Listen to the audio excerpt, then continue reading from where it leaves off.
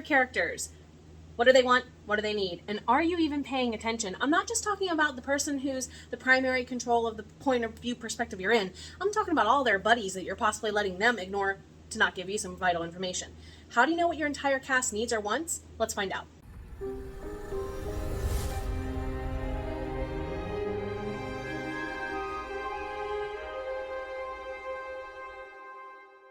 Welcome on in, everybody. My name is Jenna O'Malley. I am your soul writer, author of sci-fi fantasy with dashes of romance and nerdy references such as the Myrna Annals. Good to see all of you. Welcome on in. How's is? Today, again, we're talking about character development, and are we as writers and the reporters of their journeys really being honest about what everybody in the cast needs and wants? So, as human beings, we love to read books because they're relatable, and it's normally on these 2 or 3 things that we're going to talk about today, where your character either becomes their favorite or becomes a snooze fest. So what's the number one thing you need to know is, first of all, what are needs and wants? Wants for the human nature are things we crave, but they are not necessarily exactly what we need. And Lord knows the things we actually need are often not what we want. Your characters need to have the same thing, because right in between that rock and hard place is where they're going to take action or not, and the plot needs to respond, and other characters need to respond accordingly. This is why I love writing sibling banter for Frey, Lee, Harumi, and Ian so much, because it's usually over those things where they call each other out in that very loving sister-brother way of, dude, these are your options, deal with it. I know you're going through that ick right now, but we really don't have time. What can we do to get you to do what we need, not what you want? That's all of what Book 4's main argument is solely about. Vovery is done. He doesn't want to fight no more. He's been fighting for his entire life because he was a member of the Swiss Pontifical Guard, and then that was his human life. Now he's this Dracokin, and he's like, I'm tired of the fighting. I'm tired of being the marksman everyone calls on for help. That's what he wants, is to be left alone, live his life quietly with Maria at his side, and just kind of ignore this world. What does he need? He needs to get up his scaly behind and go help his family get back together. Because it's only with him and his intellect and his wisdom do they find out that he is really a crucial part of the glue to their family. Because they're all glue to the family. They're not just bricks. The bricks they're finding out are their little nuclear families, like Bjorn, Rochelle, and their kids. That's a brick. But the relationships they have with the friendships are the glue that's holding those bricks together into a friendship of families and into a family of friendships. So really, truly, look at where your characters land in alignment or not with each other. That's where you're going to find your deeply rooted, hit the heartstrings hard kind of problems.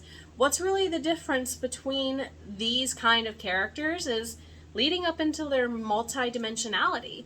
Normally, flat characters pay way more attention to their wants than their needs. If you were to throw it on an Aristotle's triangle, the flat characters tend to pull severely into one of the corners of ethos, pathos, logos. Their social, ethical, moral code, their ability to accept logic, or their emotions.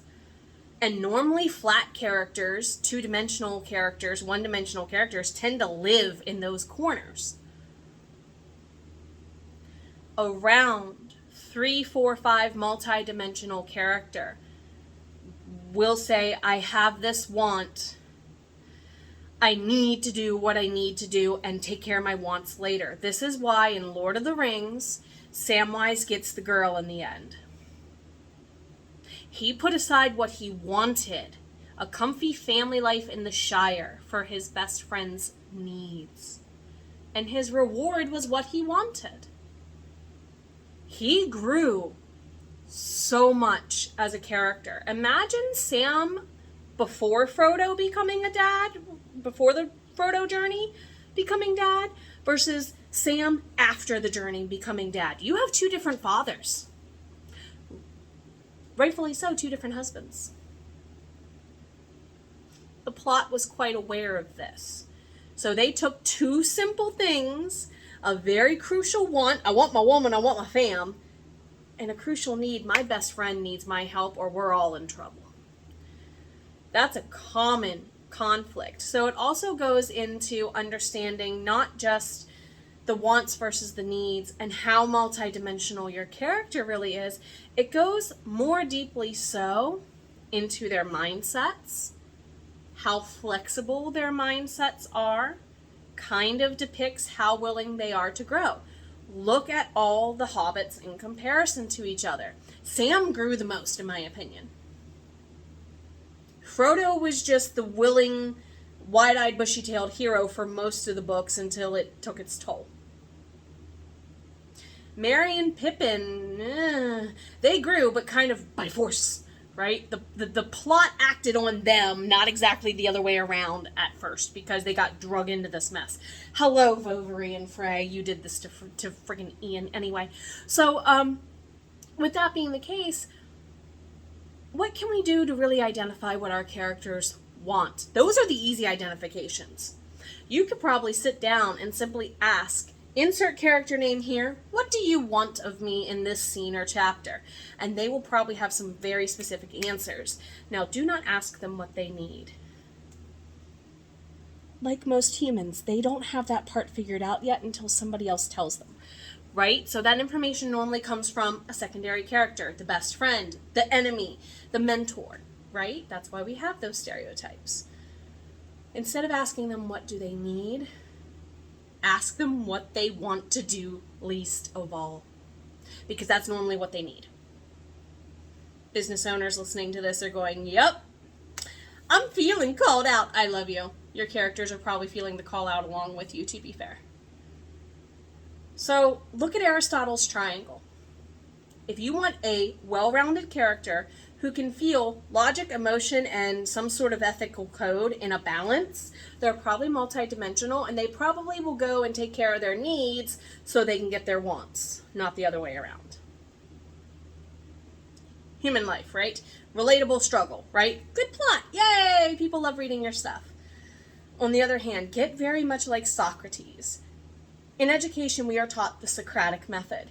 More questions to your answers give you a deeper answer.